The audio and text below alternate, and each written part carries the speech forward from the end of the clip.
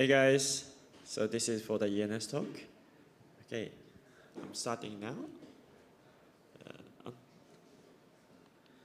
Okay, hello, hi. My name is Matoku.eth, Makoto, and also I'm known as like whenever ENS publish some stats, usually Doom analytics. So I do most of it like Doom dashboard. So you might see a little bit of me wearing like a Doom Gen Z, Generation Zero cap, Denny cap. And so today it's only 15 minutes. So I'm gonna just talk about like three things: that how was ENS for the last 1 year, and what's the latest things we kind of released, and what's the next new things. Okay. So how was it? The short answer, it was great. That I think we made a tremendous growth for the last 1 year, and I can kind of split these growths into three different phases. That from 2021, just last year, I also presented at ECC last year. Then from July till September, that was time when we kind of transitioned from ENS known as a kind of domain, like .com, that kind of stuff for the Ethereum addresses. But we kind of started shifting as a Web3 unique user identity.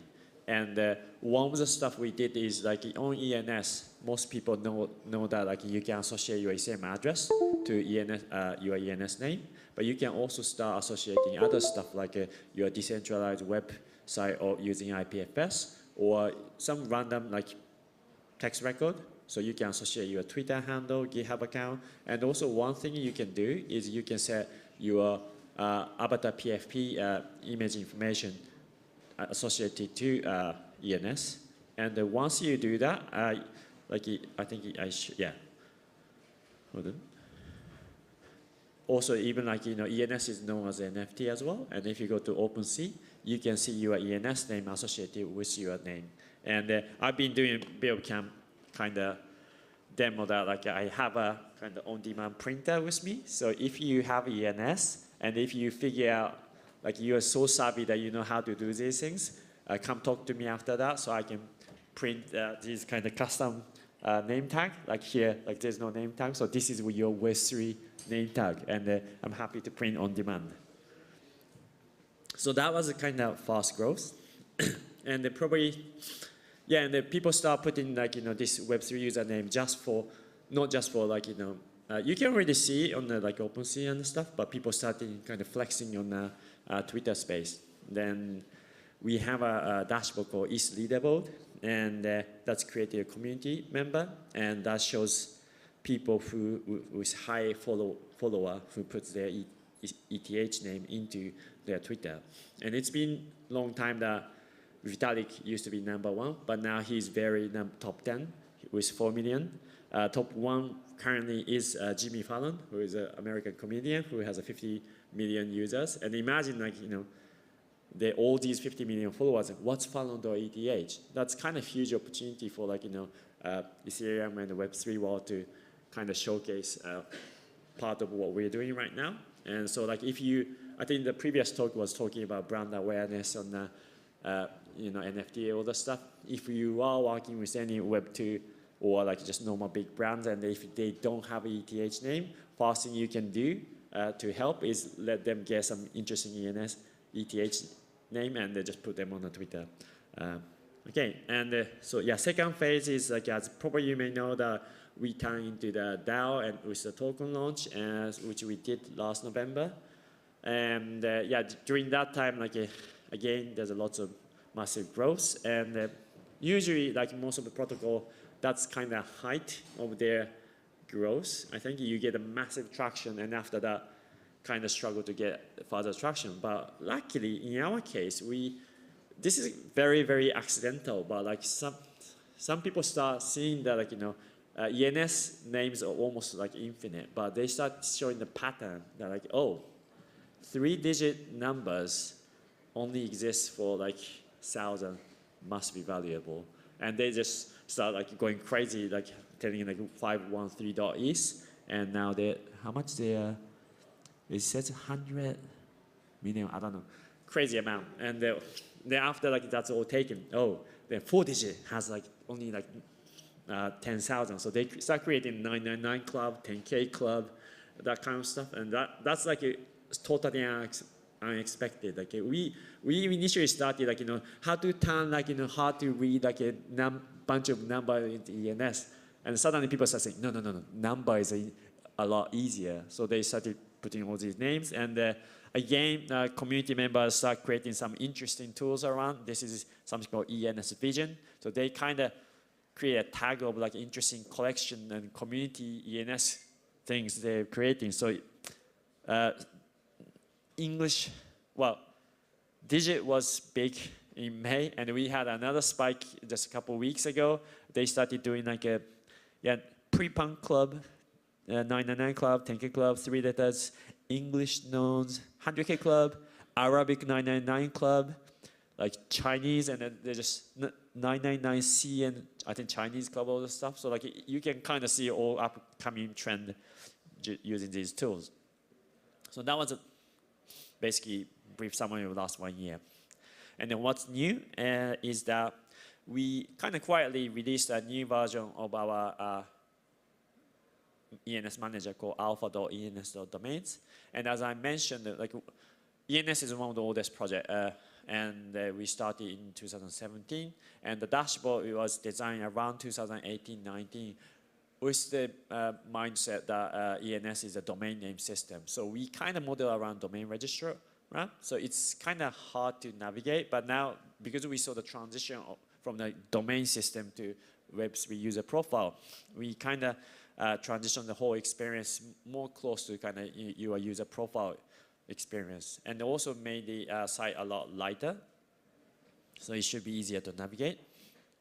And while we are making it, our front-end team also open source our design system called, what's that? Thorin. So like if you are doing any hacking, and if you want to create some tools around like ENS, or you just, do some hack, and if you want to integrate, if you use these one, it might be the easiest experience to integrate with ENS. So like, it's one of the tools you can use. And yeah, so what's next? 7 minutes left. So one of the stuff we've been working for almost like 1-2 years is something called name wrapper. And it's one single feature is to turn subdomain into NFT. What it means is that currently, in the very beginning, I explained that ENS is one of the oldest NFT. And but it's only the .eth name. So like I have matoken.eth. This is NFT, but if you can create subdomain. So like, for example, I don't know, I have like who.matoken.eth. I can create that, and I can give it to my friends, but that's, actually, yeah, this is better. That's not NFT, but this name wrapper feature allows you to, once you wrap your name, any subdomain you create becomes NFT. And previously, that had an issue that our architecture is kind of hierarchical, that any subdomain is controlled by a parent domain. So if you just give subdomain and try to sell it to other people, the parent can always override the ownership, which is not really great to make it tradable. But in that case, we also have something called fuses, which is a fine-grained like kind of permission control, so that you can kind of set, once you wrap it, and if you kind of kill the certain fuses, it prevents parents to take over the children, so that, like, once people buy the subdomains, they know like the parent domain owner cannot override your ownership, that kind of stuff. And so what's the use case? What we are thinking is that, for example, this is current, I think I took the screenshot like a couple of days ago, that like, people basically went for those numbers, and now they're going for like BAYC plus numbers, that kind of stuff. And people kind of speculating that, oh, maybe BAYC people wants to have BAYC plus number things. But rather than let these people to just squat on these, if you have a community such as Bored Ape, Bored Ape could have something about BAYC.eth, and they could actually issue subdomain and the trade. Then like, I think we don't charge any fee as an ENS protocol. We only charge registration fee on second name level just to prevent squatting. But subdomain is owned to the owner, so like you can do whatever you want to do. You can just give it for free, or you can sell it in OpenSea like that. And but you might think like, well, does Bored Ape actually have BAYC.is? I don't know, but if they do not have it, and the problem is there's a lot of squatters already might be squatting on the most like valuable names and all the stuff. But another less known feature of ENS is like ENS is not just ETH, but we also integrate the entire internet system. So like if you have .com or .xyz or .app to host your website, you can actually import that your ENS internet domain name as your ENS name. So famous example is Argent Wallet. They actually have argent.xyz. Mirror, the blogging platform, they also have mirror.xyz, and they issue subdomain to the user. So you could do something like that to your app with community subdomains. And now this is extra things that it even becomes an NFT. So that's the new feature. It's not ready yet. We had most of smart contract written almost a year ago, but then like we got busy with like all the DAO and token launch stuff. But now we really want to ship it, and it already went through one audit, but we want to be a bit more sure. So we are currently partnered with the Code for Arena project. So that's a kind of audit contest. So like if you want to understand how all things works, in the hope that maybe you can find bug, you can just go apply for this stuff and then look into the source code. But hopefully we can deploy the smart contract in August, and we integrate with the Alpha ENS domain side, so you can start making use of it somewhere around this summer. So that's the new things. And I think that's about it. And yeah, as I showed it, yeah, if you have ENS name with avatar record, yeah, come and see me so I can print. That's it. Thank you very much.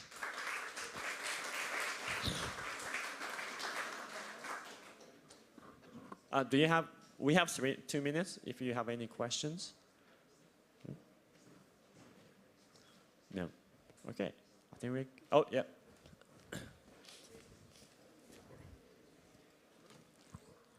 Hi, thanks for the talk. Could you talk also more about the ENS on L2s and sidechains or anything else? So that's the main project I'm working on, and I cut it out because that one takes another 30 minutes. I actually made a talk last year for 30 minutes. It is ongoing, and we have a framework called CCIP read. If you go to docs.ens.domains, I wrote the whole article, but the idea is that basically we don't pick one single winner, but we can so one of the beauty of the ENS is like there's things called resolver, where you can specify how to resolve addresses. And so like if I have my token.eth, let's say if I am an agent, and if I want to issue subdomains in one chain, you can update resolver pointing to specific chain, and you can create subdomain, and we can proxy through L1. We have something called gateway, and gateway is in charge of bringing data, and you can show. But like if you want, like for example, Aave or someone, and Aave wants to do from like a different chains, they can also decide. So that system is there, and we actually have a library already integrated. So that framework, it's already integrated in ESAS.js, and then MetaMask is also, they merged my pull request, so they're going to release in the next 2 weeks. So once it's there, there's a basic contract, and there's a couple projects which is already working on that. So like, if you're interested, I'm happy to walk through after the talk. Thank you. Awesome, thanks.